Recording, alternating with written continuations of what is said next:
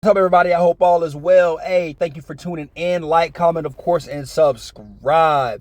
Today, we're doing the mock draft for the New York Jets, the other team in New York that plays in New Jersey, which is crazy, which is weird.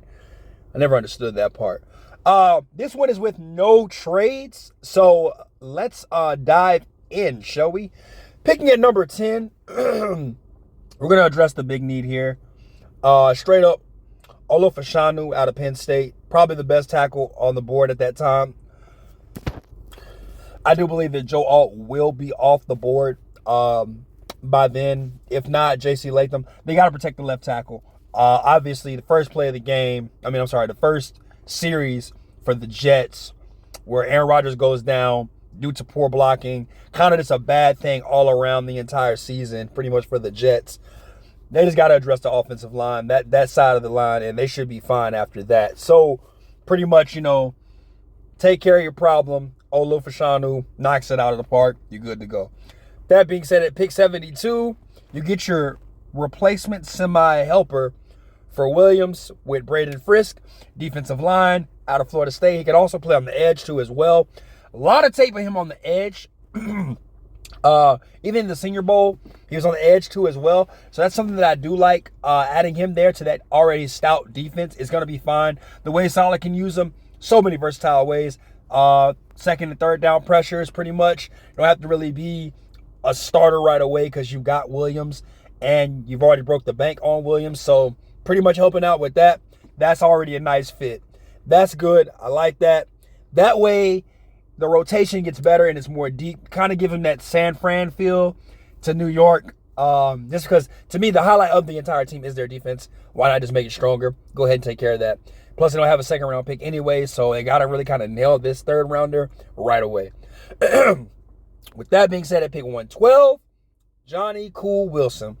About 6'6", 6'5", around that range at wide receiver, so he's like a stretch tight end receiver type player. Just pair him up on the other side of Garrett Wilson.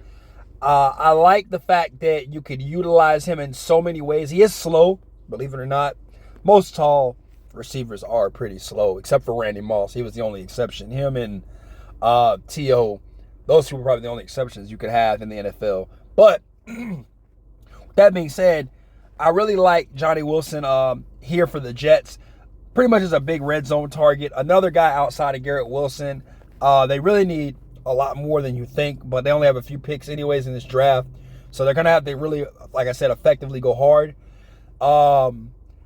Just kind of can line them up, put them in the X spot. Opposite side of Garrett Wilson. Keep saying that because deep down inside, that's really what you can use Johnny Wilson for. I kind of really don't have too much on Johnny Wilson when it comes to that aspect for the Jets. He's probably going to have to do more. So if you're taking him, Ricky Pearsall could be a good fit here, so on and so forth. Something like that, a gadget player. Or you're just going to get the big guy in the red zone, and that's what he can be, Cole Bishop. Now, I do like him a lot.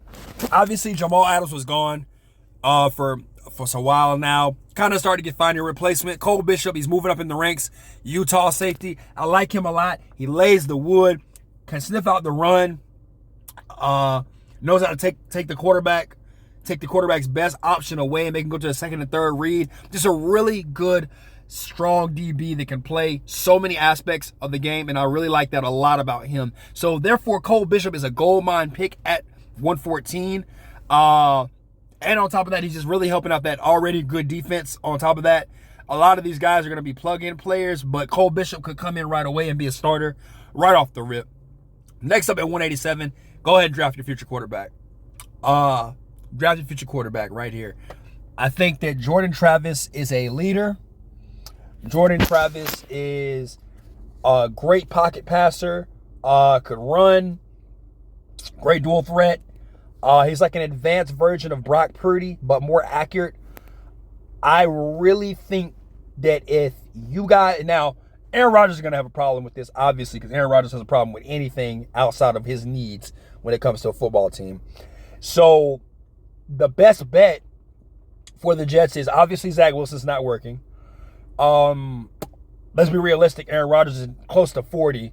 So you got to find your replacement.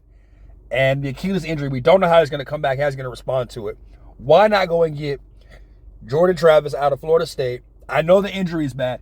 He's not going to play right away. He's going to take some time. He's going to learn, sit behind him. Could be a whole Jordan Love story. Could be a whole Brock Purdy story, so on and so forth. So that's something right there that you take because it's right there in your face. It's great value, realistically great value. Like, why not go snag him? Let him sit behind the great. He's not probably going to fall in love with them, but it is going to be what it is. But I see him potentially really doing great things in the NFL if he's given the opportunity. I do think that he fits well with the Jets. Then on top of that, you've already got your left tackle too already, or Fashanu. Why not? Garrett Wilson. Then, Johnny Wilson. The Wilson brothers is what I'm going to call them. Pretty much you're straight if you're getting Jordan Travis. At pick 253 in the 7th round, they got 3 7-rounders, which is kind of for the Jets. But Michael Barnett, Eric Watts, and Jeremy Flax. Pretty much just tackle depth for Flax. That's pretty much it.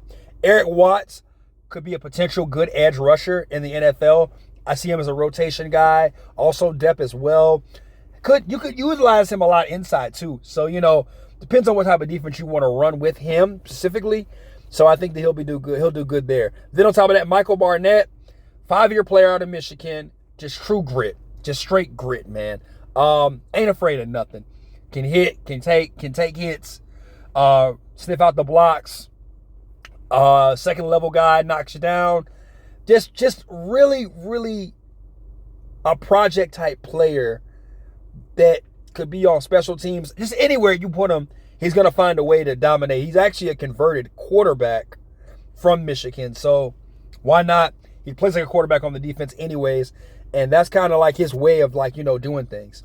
So pretty much for me, like I said, Fashanu, Brandon Frisk, Johnny Wilson, Cole Bishop, Jordan Travis, Michael Barnett, Eric Watts, and Jeremy Flax are the picks for the mock draft for the Jets. Once again, this is no trades. So the one trade video will be coming out shortly. Thank you. Hey, always like, comment, and subscribe. Peace.